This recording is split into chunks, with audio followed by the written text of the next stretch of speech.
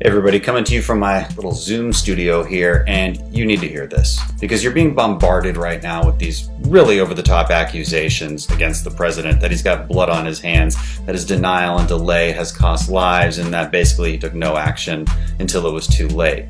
The question is any of this true?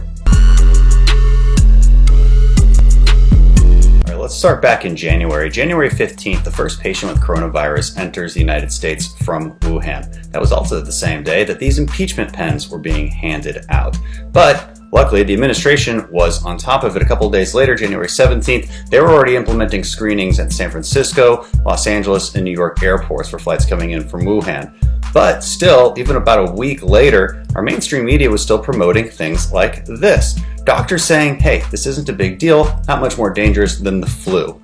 Nevertheless, President Trump did implement that travel restriction on January 31st, even though things like the World Health Organization were saying no need to limit trade and movement. And they largely criticized President Trump's travel restrictions. Same day, January 31st, that Nancy Pelosi proposed the No Ban Act, which would actually stop President Trump from implementing the life-saving travel restrictions that he did implement. So was everybody else really sounding the alarm at this point in time? No, of course not.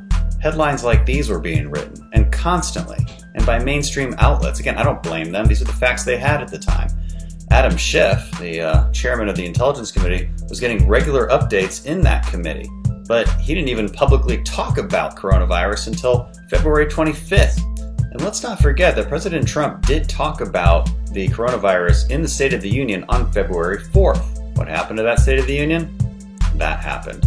So fast forward a couple of weeks when the president actually asked Congress for supplemental funding to combat the virus, $2.5 billion. What did Nancy Pelosi do? Instead of putting that money on the House floor to be voted on, she put a bill to ban flavored tobacco. That was the priority of the Speaker of the House. You also hear a lot of criticism for Trump being overly optimistic. But this is what Nancy Pelosi was saying in late February, telling people to go out and enjoy themselves for the Chinese New Year. Come to Chinatown.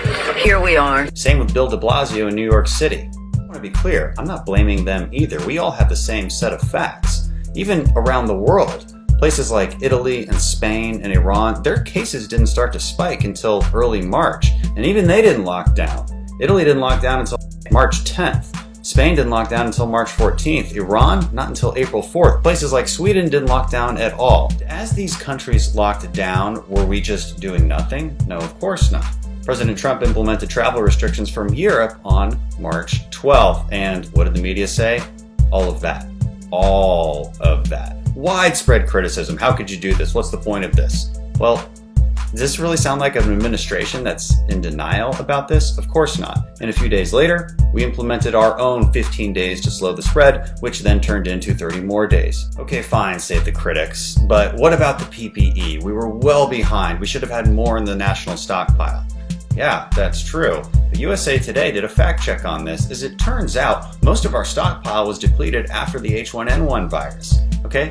And the Obama administration never replenished it. That's the truth. Am I blaming them? No, not really. They don't have a crystal ball. What about the testing? We were behind on that. And that's President Trump's fault, right? Well, no, not so simple. Early on, the CDC started to develop a test, but China refused to give them actual samples of the virus, so it was harder to make a test.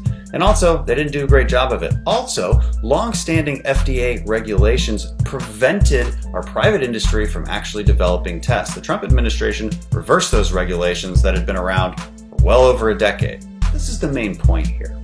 If we're going to look back in time and try to suggest that our government should have shut everything down back in February, well, where's the evidence for that?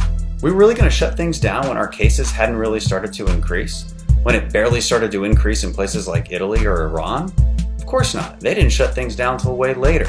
Do you really think that we should have lost tens of millions more of jobs and livelihoods based on almost no evidence at the time? Is that really a reasonable expectation? Is that really a reasonable accusation? No, I don't think so. Listen, I don't want to blame Democrats for this at all. I don't think we should. I don't think there's a lot of people to blame for this, except for China, of course.